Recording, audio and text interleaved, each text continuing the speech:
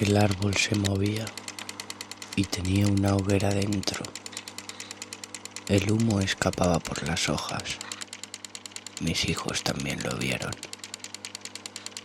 Ahora miramos el teleférico. Uno de los cables ha cedido y parece que va a caer.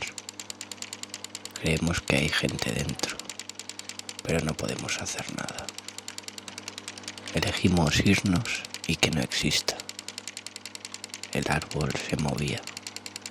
Mis hijos también lo vieron. El teleférico se ha derrumbado y ha muerto gente.